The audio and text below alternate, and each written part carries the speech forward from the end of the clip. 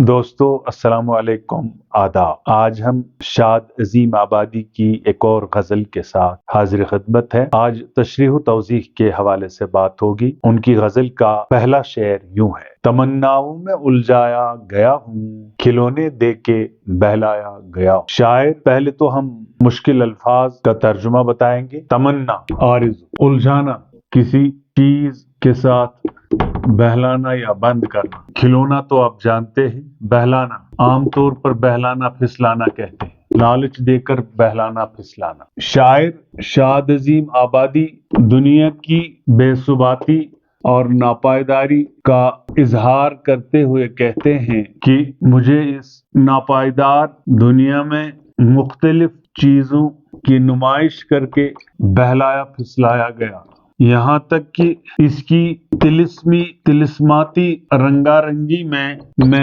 الجھ کے رہ گیا۔ میری مثال ایک ایسے بچے کی ہوئی جسے کھلونے دکھا کر بہلایا جاتا ہے۔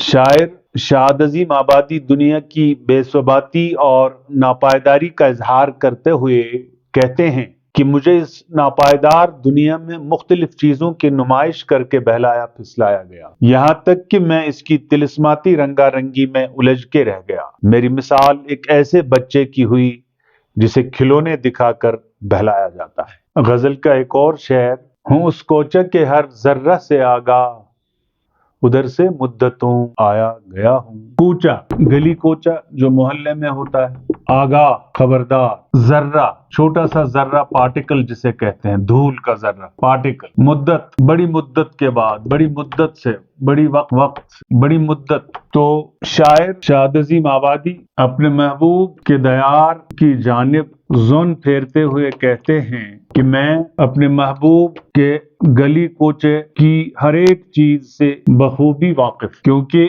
سوزش عشق اور وارفتگی کی وجہ سے میں مدت دراز سے اس کوچے سے گزرتا آیا ہوں۔ گویا محبوب کے دیار تک جانے والا راستہ میرا رہگزر ہے۔ شاعر شاد عظیم آبادی اپنے محبوب کے دیار کی جانب زون پھیرتے ہوئے کہتے ہیں کہ میں اپنے محبوب کے گلی کوچے کی ہر ایک چیز سے بخوبی واقف ہوں، کیونکہ سوزش عشق اور وارفتگی کی وجہ سے میں مدت دراز سے اس کوچے سے گزرتا آیا ہوں۔ گویا محبوب کے دیار تک جانے والا راستہ میرا رہگزر ہے۔ اس غزل کا ایک اور شعر: دل مزدر سے پوچھ اے رونق بزم، میں خود آیا نہیں لایا گیا ہوں۔ مشکل الفاظ کا ترجمہ: دل مزدر، پریشان حال دل، رونق بزم۔ اس شعر کی تشریح یوں ہے: شاعر شاد عظیم آبادی ابتدائے آفرینش کی جانب زون پھیرتے ہوئے کہتے ہیں کہ انسان اپنی مرضی سے اس گیتی میں نہیں آیا، بلکہ اس کا حبوط جنت سے زمین پر ہوا۔ یہ سوال اگر ہم دنیا والوں سے پوچھیں گے تو اس کا جواب یہی ہوگا کہ آدم اس دھرتی پر اتارا گیا، نہ کہ وہ اپنی مرضی سے آیا۔ شاعر شاد عظیم آبادی ابتدائے آفرینش کی جانب زون پھیرتے ہوئے کہتے ہیں کہ انسان اپنی مرضی سے اس گیتی میں نہیں آیا، بلکہ اس کا حبوط اترنے کو کہتے ہیں، بلکہ اس کا حبوط جنت سے زمین پر ہوا۔ یہ سوال اگر ہم دنیا والوں سے پوچھیں گے تو اس کا جواب یہی ہوگا کہ آدم اس دھرتی پر اتارا گیا، نہ کہ وہ اپنی مرضی سے آیا۔ اس غزل کا ایک اور شعر: نہ ہوں میں معتقد اعجاز میں کا، بڑی مشکل سے منوایا گیا ہوں۔ مشکل الفاظ کا ترجمہ: معتقد اعتقاد رکھنے والا، اعجاز میں شراب کی کرشمہ سازی، شراب کی چمتکار یا کرشمہ سازی، منوانا کسی چیز کے لیے قائل کرنا، کسی چیز پہ قائل کرنا۔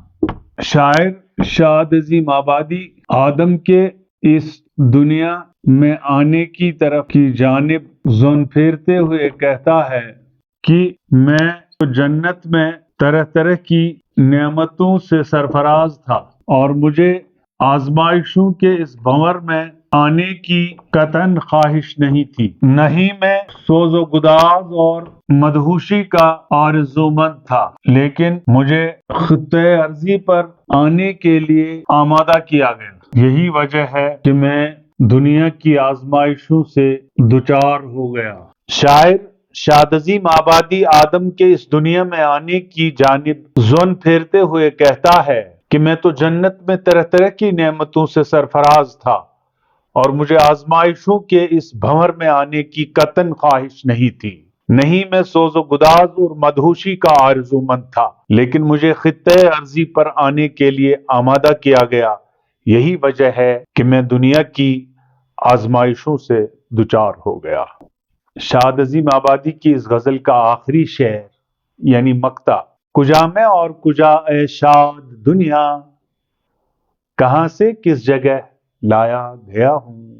مشکل الفاظ کا ترجمہ، کجا کہاں، شاد تو کلمی نام ہے، دنیا سے آپ واقف ہیں اور اس میں کوئی مشکل لفظ ہے ہی نہیں۔ شاعر شاد عظیم آبادی اس شعر میں حسن تعلی کا مظاہرہ کرتے ہوئے کہتے ہیں کہ میرا مقام آسمانوں میں بہت اونچا تھا۔ عروج آدم خاکی ایک مثال ہے، اسے زمین پر اتارا گیا اور اعلی مقام سے گرا کر پستی میں دھکیلا گیا۔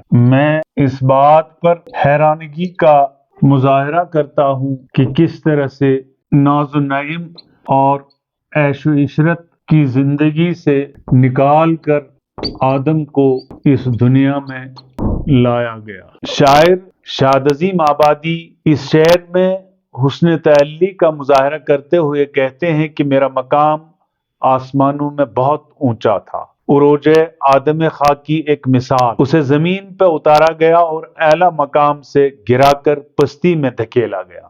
میں اس بات پر حیرانگی کا مظاہرہ کرتا ہوں کہ کس طرح سے ناز و نعیم اور عیش و عشرت کی زندگی سے نکال کر آدم کو اس دنیا میں لایا گیا اور آزمائشوں میں ڈالا گیا۔ دوستو، اسی کے ساتھ شاد عظیم آبادی کی یہ غزل اختتام کو پہنچتی ہے۔ کل انشاءاللہ ایک اور غزل کے ساتھ حاضر خدمت ہوں گے۔ تب تک کے لیے آپ کا بہت بہت شکریہ۔